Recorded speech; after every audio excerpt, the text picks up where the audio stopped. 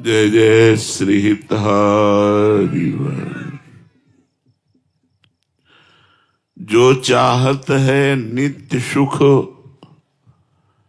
अरु मन को विश्राम, हित ध्रुव हित सो भजत रहो, पल पल श्यामा श्याम।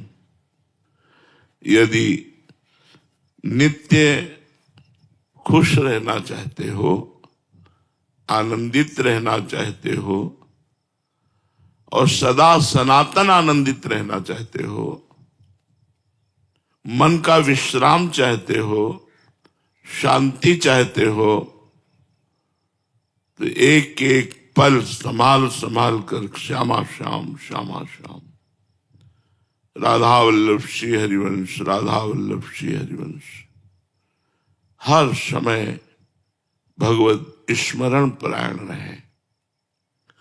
ये कहना सरल बात है कि हर समय भगवत स्मरण परायण रहे, पर है बहुत कठिन बात। आप लोग देख लीजिए, खुद देख लीजिए कि आप कितने मिनट सच्चिदानंद भगवान का चिंतन करते हैं।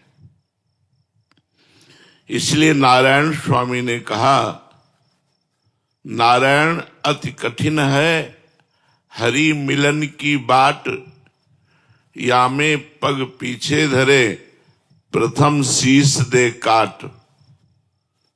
मर के चलनो है जोगी, मर के चलनो है। मरो ऐसे मरो जैसे गोरख मरी दीठो।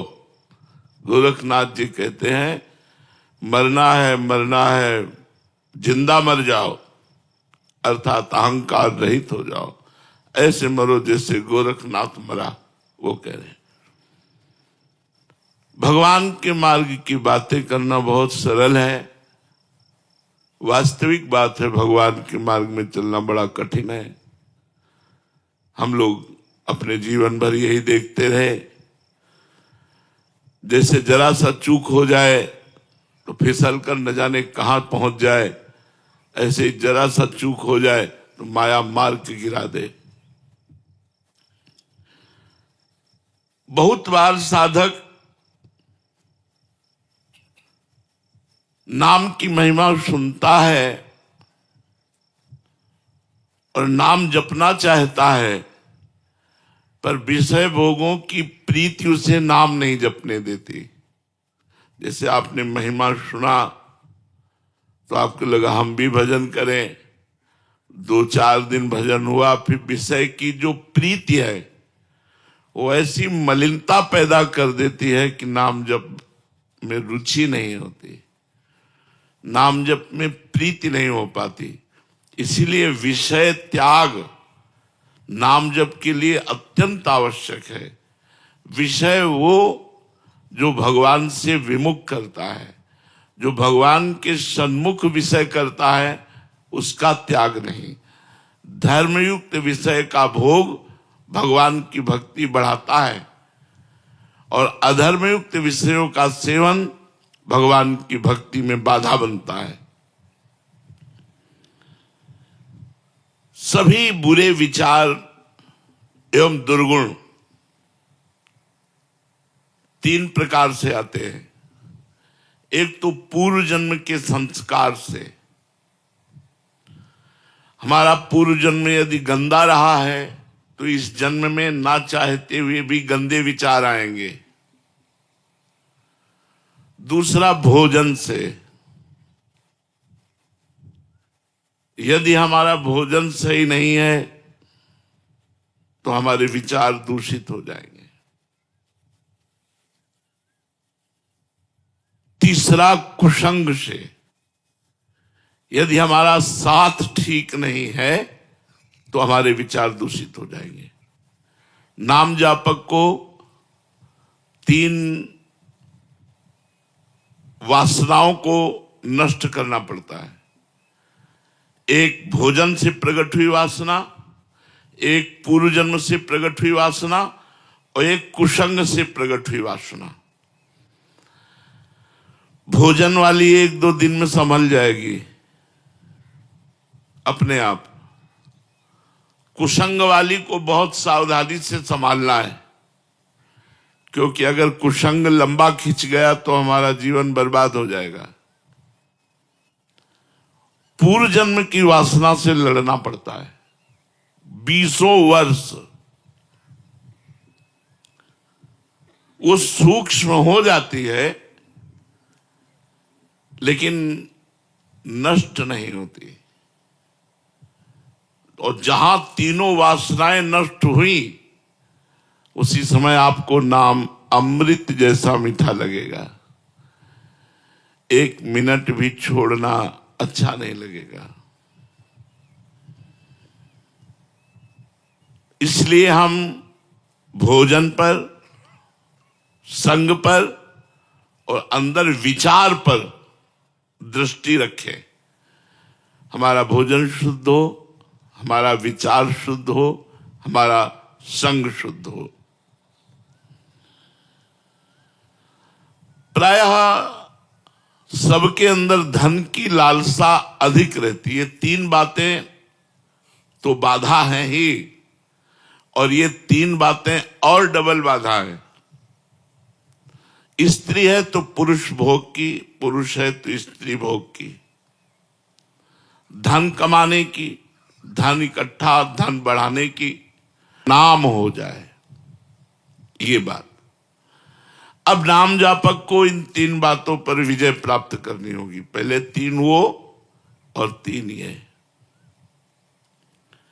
यदि गृहस्थ है तो संयम पूर्वक, धर्म पूर्वक अपनी पत्नी का सहवास करे और भजन करे तो कोई बाधा नहीं।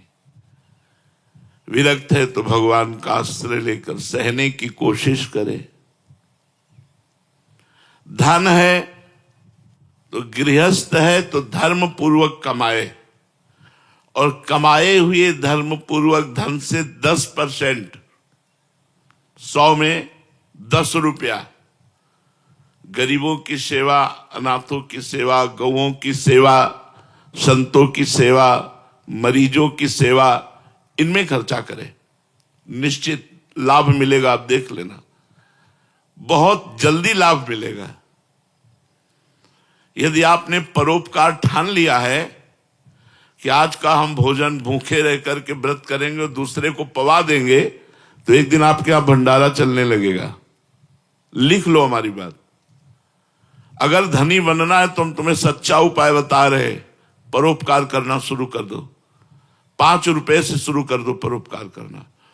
हमारे वृंदावन में सेवा कुंज के इस साइड में एक आश्रम है जिसका नाम नथियाबाई। नथियाबाई तो जब आई यहां तो उन्होंने सोचा मेरे से क्या भजन होगा, संत सेवा बन जाए, यही मेरे भाग्य की बात है। अब संत सेवा के लिए धन चाहिए, तो क्या करती, यमुना किनारे उपले बिनती, जो जानवर गोबर कर देते सूख जाता है उसे उपला कहते हैं, और ब्रजवासियों से आटा मांग लाती और रोटी बनाती, फिर संत को बुलाती। अब वो नाम जपते हुए ऐसी रोटी बनाती कि जो संत पाता वो बड़ाई करता। अब वहां बिना बुलाए संत आने लगे, 2 आने लगे, 4 आने लगे। उन्होंने किसी को मना नहीं किया, कभी भी आ जाए, रात के आ जाए तो रोटी बना के देने लगी। धीरे धीरे लोगों को पता चला, वहां दाल और आटे के बोरे, घी की टीनें पहुंचने लगी। धीरे धीरे आश्रम बन गया। एक दिन वो 10 वर्ष सेवा करते व्यतीत हो गए। फल का समय आया तो गेहूं लेने गई थी ब्रजवासियों से, जैसे समय आता है ना गेहूं का, तो खेतों में फिर वो 5 किलो 10 किलो ऐसे सब चंदा रूप में दे देते हैं। तो गाड़ी भरकर, बैलगाड़ी भरकर गेहूं लिए हुए उसी में आराम से आ रही थी। अब इतने में बादल आ गया और बूंदें गिरने लगी, अंधेरा हो गया। अब वो थोड़ा सा परेशान हुई कि ये कैसे सुरक्षित गेहूं पहुंचे, अंधेरा हो गया, कुछ प्रकाश के लिए उनके पास था भी नहीं। तो इतने में देखा एक छाता लिए हुए 14 वर्ष का बालक आया और कहा, माई ये छाता गाड़ी में लगा ले और लालटेन लेकर मैं आगे चलता हूं, मेरा घर आगे ही है। बोले कहाँ है तेरा घर? तो बोले बस बिहारी जी के पास ही है। वो नथियाबाई जी के आश्रम तक छोड़ करके आए और मुस्कुरा करके चले गए। अब नथियाबाई के दिमाग में ये बात कि 8 बजे रात्रि के बालक, लालटेन, छाता, हो सकता है कोई बालक, लेकिन मुझसे इतना प्यार क्यों करता है कि वो भींगता रहा और छाता मुझे दे दिया। जब दूसरे दिन बिहारी जी के दर्शन करने गई तो बिहारी जी के दर्शन में दिखाई दी लालटेन और छाता। अरे बोले तू ही था, मैं समझ गई। अंदाज तो लगा रही थी पर पक्का नहीं था, आज तो पक्का हो गया। भगवान भक्त की सेवा करने वाले की स्वयं सेवा करने के लिए तत्पर रहते हैं। जिसे त्रिलोचन जी के यहां अंतर्यामी रूप से स्वयं संतों की सेवा की। इसलिए यदि गृहस्थ में धन पर विजय प्राप्त करनी है, धन की कामना और धन चाहिए उसकी पूर्ति, तो संत सेवा, बीमार की सेवा, गौ सेवा ये जरूर करनी चाहिए। और शास्त्र आज्ञा करता है 10%, लेकिन 10% बेईमानी की कमाई का नहीं। अगर बेईमानी की कमाई का किया तो तुम भी नरक जाओगे और जो दान लेगा उसका भी पतन हो जाएगा। अधर्म की कमाई का, धर्म की कमाई का अगर 1 रुपया भी तुम किसी को दोगे तो लाखों के बराबर होगा। ये मत सोचो कि 100 रुपया में 10 रुपया, हम 10 रुपया क्या होता है, नहीं। 10 रुपये का अगर एक आदमी का पेट भर दिया कहीं, या 1 किलो नमक लेकर के आपने किसी भंडारे में दे दिया, वो बहुत पवित्र कार्य करेगा। तीसरा है यश कीर्ति।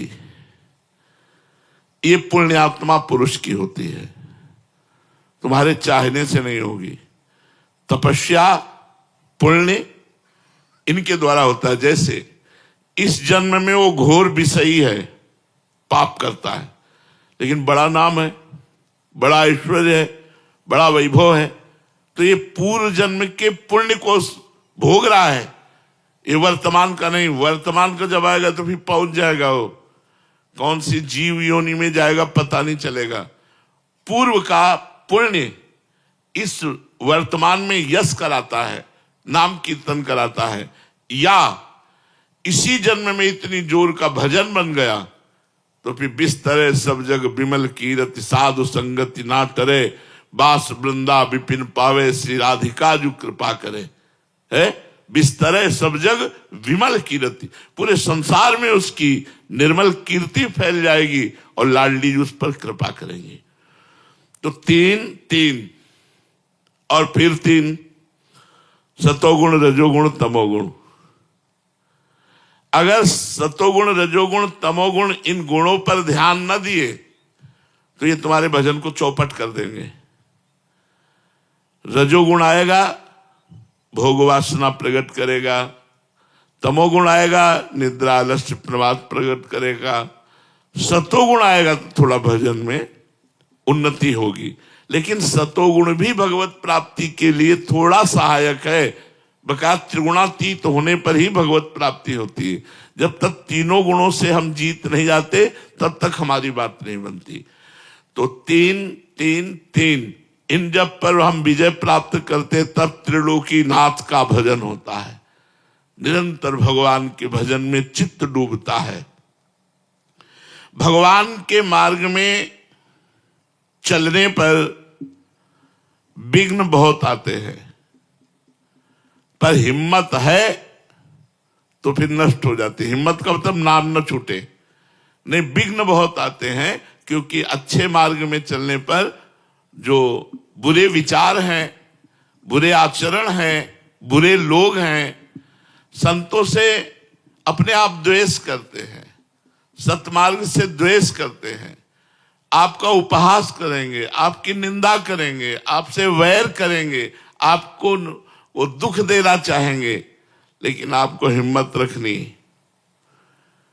लोग बड़ा उपहास करते हैं, अपने लोगों ने गालियां भी सही है, जब गंगा किनारे भ्रमण करते थे तो गालियां भी लोग देते थे, देखते थे जवान साधु अकेले तो लोग गालियां भी देते थे। कभी कभी भोजन नहीं, सर्दी का भीषण वेग है और लोग गालियां दे रहे, तो एकांत में भगवान से प्रार्थना करते थे। हमने तो सुना था बड़ा आनंद का मार्ग है, और यहाँ तो गालियां मिल रही, भोजन नहीं मिल रहा, सर्दी से कष्ट सह रहे, तब अंदर से आता होश में। ये बाहरी बात है, आंतरिक देख लेना आगे चल करके। संतों के वचन झूठे नहीं होते, बस उसी विश्वास पर जीवन यात्रा आगे बढ़ती रही। तो अगर हमारे मार्ग में कोई कठिनताएं आती हैं तो हमको हटना नहीं है, छोड़ना नहीं है, नाम जप नहीं छोड़ना। वो विघ्न ही सब नष्ट हो जाएंगे, आप पक्का विश्वास रखिएगा। अगर विघ्नों को देख करके भजन छोड़ दिया तब तो विघ्न आपको परास्त कर सके, नहीं तो हमारी वाणी जी में लिखा है, राधा वल्लभ भजत भज भली भली सब होए, जीते विनायक शुभ अशुभ विघ्न करे नहीं कोई, विघ्न करे नहीं कोई, डरे कलिकाल कष्ट भय, हरे सकल संताप हरस हरि नाम जपत जय। उसकी विजय होती है। इसलिए विचार पूर्वक भगवत मार्ग में चलो और नाम जप खूब करते रहो।